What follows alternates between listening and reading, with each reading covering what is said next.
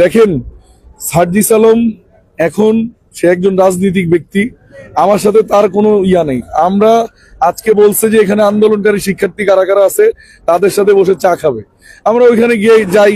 যেহেতু আমি একজন সিনিয়র শিক্ষার্থী, আমি সেখানে যাই। যাওয়ার পরে সে আমাদেরকে বলে যে আপনাদের নর্থ সাউথের 8 নম্বর গেট একটা ঐতিহাসিক জায়গা, সেই 8 নম্বর গেটে আমি যেতে চাই। তো সকলে মিলে তাকে নিয়ে যাচ্ছিল, আমিও হাঁটতে লাগলাম। এবং সে যেহেতু একটা ইয়ং লিডার, তো আমি ভাবলাম যে আমাদের এখানে সকল দলের মানুষ আসতে পারে, কারণ আমরা দল মত নির্বিশেষে আন্দোলনের সাথে ছিলাম।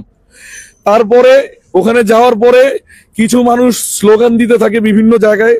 আমি যে ওখানে বললাম যে ভাই, এখানে আপনারা কোনো বাক বিতর্কায় জড়ায়েন না ভাই, এখানে আপনারাও আসছেন, আপনারা যদি এখানে কাউকে বাক বিতর্কায় জড়ান এটা আমাদের নাম খারাপ হবে ভাই।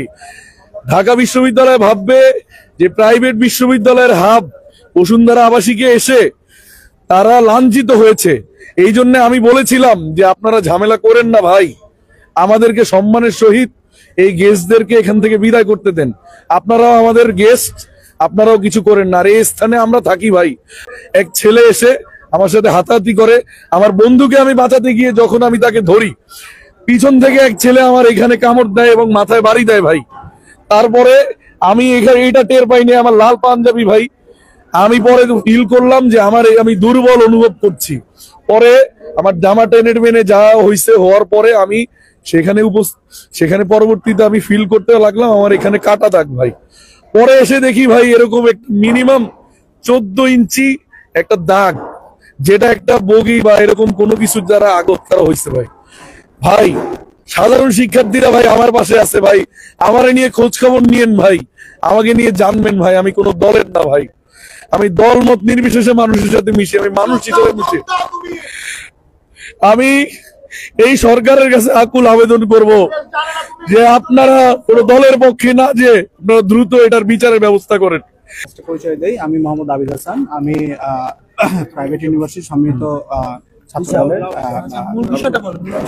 এজিএস সহকারী সাধারণ সম্পাদক। তো এখানে আসলে যে বিষয়টা হয়েছে, আমি আসলে স্পটে ছিলাম না, পরবর্তীতে এসে যখন বিষয়গুলো দেখলাম, বাট ওই বিষয়টা আমি পরবর্তীতে দেখি যে আমার ভাই ব্রাদারদের হসপিটালে নেওয়া হয়েছে। আমি ওইখানে বিষয়টা ওইভাবে রেখে আমি আমার ভাইদের দেখতে আসি।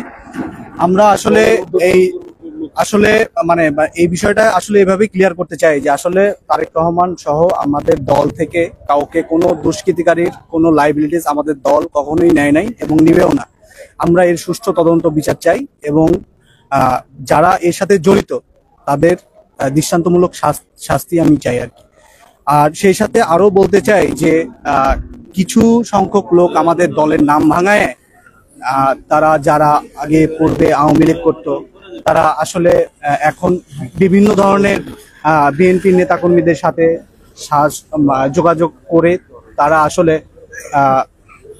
বিভিন্ন অপকর্মের সাথে লিপ্ত হচ্ছে, প্রতিদিন বিভিন্ন অকারেন্সের সাথে জড়িত হচ্ছে। বাট আমি পার্সোনালি তাদেরকে প্রায় 12 বছর ধরে চিনি, তারা আমার মোস্ট সিনিয়র তারা।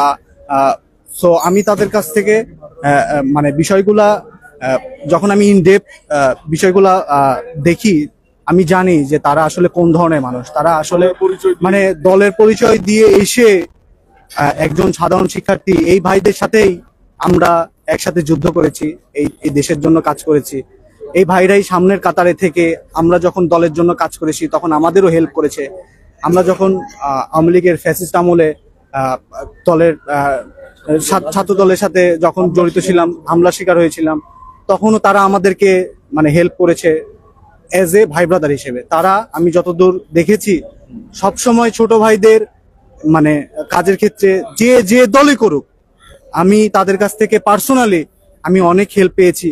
প্লাস আমারও যারা সহধর্মী আছে এবং যারা আমাদের সাথেও রাজনীতি করে, সব ক্ষেত্রে গিয়েই আমরা তাদের সাপোর্ট পেয়েছি। তারা এই ধরনের মানুষ, বাট তাদেরকে একটা বিভিন্ন ধরনের মানে হাইপ নেওয়ার জন্য, বিভিন্ন মব ক্রিয়েট করার জন্য এই ধরনের কাজ আমরা দল থেকে কখনোই আসলে তাদেরকে সাপোর্ট করি না এবং ইনশাল্লাহ এর বিচার আমরা দাবি করছি। আমি যুগ্ম সম্পাদক সম্মিলিত বেসরকারি বিশ্ববিদ্যালয়, নর্থ সাউথ বিশ্ববিদ্যালয়। কি? ছাত্র দলের, জাতীয়তাবাদী ছাত্র দলের। আমি ঘটনাস্থলে উপস্থিত ছিলাম না, আমি বাসায় ছিলাম। যখনই এই বিষয়টা ঘটনা ঘটে তখনই আমাকে দলের পক্ষ থেকে জানানো হয় যে এরকম একটা ঘটনা ঘটা হয়েছে, এবং তৎক্ষণাৎ আমাকে পরিস্থিতি এবং ভাইয়ের সার্বিক চিকিৎসার কি অবস্থা, কি পরিবেশ, কি পরিস্থিতি এটা জানানোর জন্য বলা হয়। আমি তৎক্ষণাৎ সাথে সাথে ভাইকে সাথে নিয়ে আমরা এখানে উপস্থিত হই। আমি সুস্পষ্টভাবে যেটা বলতে চাই, দল থেকে এরকম কোনো নির্দেশনা কখনোই দেওয়া হয়নি, পূর্বেও দেওয়া হয়নি, ভবিষ্যতেই দেওয়া হবে না। দল অন্যায়কারীর কোনো দল নাই।